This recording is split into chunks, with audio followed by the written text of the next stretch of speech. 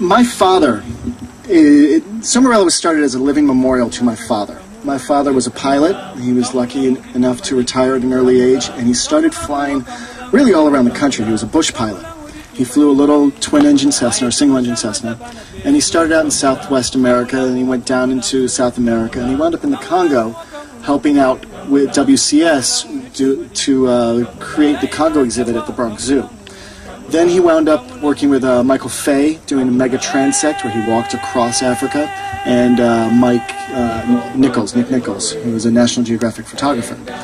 Then he wound up in Botswana with this gentleman named Mike Chase. Mike Chase is the leading authority on elephant migration patterns and on elephants in general.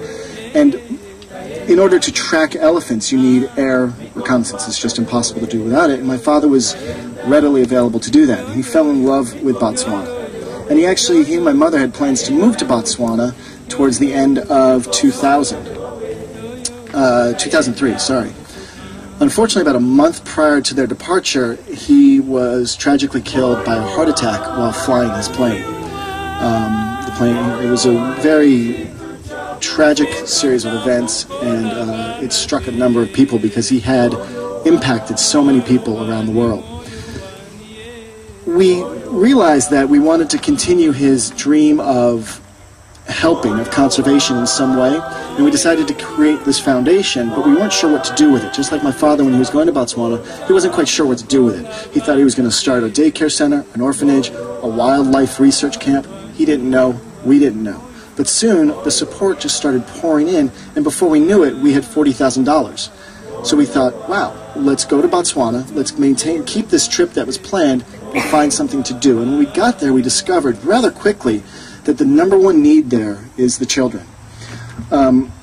Botswana has been decimated by the AIDS crisis. 35%, officially 35% of the nation, it's a nation of 1.8 million people, 35% of it is HIV positive or is suffering from AIDS. That's the official statistic. It's higher than 40%, and in this one town, Maun, Botswana, which is in the northwest corner, it's closer to 50 or 60% in Maun.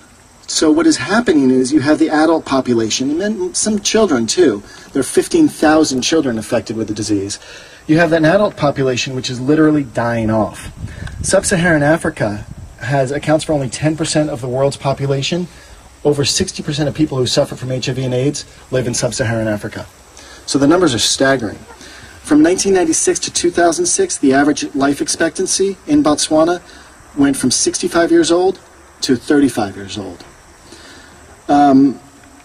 So with this increase in orphans and this decline in adult population, we have a number of leftover children who are vulnerable to death and disease. They're falling between the cracks, they're addicted to drugs, they're alcoholics, there is rampant sexual abuse, and the AIDS epidemic is not being fought at the basic level, at the very youngest age. So what Summerella did was, when we met this one woman named Emily, who started this foundation called Bana Ba Letsatsi, which stands for Sunshine Children. The Sunshine Children take children off of the streets, take these vulnerable children into their center, and we help foster these children to get them back off the streets, back in school, provide them with 2 meals a day, sometimes the only 2 meals a day that they can get, and we provide them with a safe environment for a majority of the day. We can't take care of them the whole day because we're not a full-time residence yet. However, that is one thing that we're working towards, which I'll get into a little bit later. Some instances, some examples of things that happened simply when we were there, when the students and I were visiting. I'm a teacher at Riverdale Country School in the Bronx, and every year I bring students with me to do a community service project at this daycare center. We had one girl, 5 years old, who was actually raped, and she was in her bed and left to die. And it turned, we were lucky enough that the Bana Ba Letsatsi founder, or director now, Fiona, found her, brought her to the hospital, where she sat for 5 hours before she received any aid, and they finally took care of her and then sent her back out in the streets to sleep in the same bed that she was raped in not 24 hours before. This is a 5-year-old girl. These are the kinds of children we're helping. We had one boy, Desmond, who during our farewell celebration fell off a table and hit his head, was showing signs of a concussion.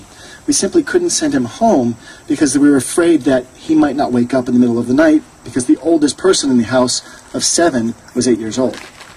So these are the children we deal with. They're very vulnerable. They're always in danger. They're always facing constant risk. We just had one 12-year-old boy die on Saturday.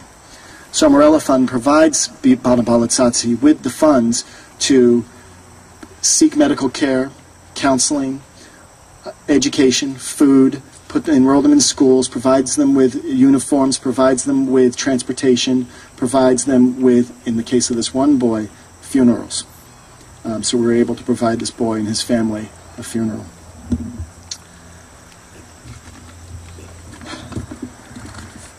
We have another organization that teaches them specific trades to get them off the streets and doing productive things within their community, such as learning how to be safari guides, wait staff. The problem with Mound is there's very few jobs that are unskilled. There's really garage mechanics and safari operators. So we train these kids how to do this stuff after they've left school at 18.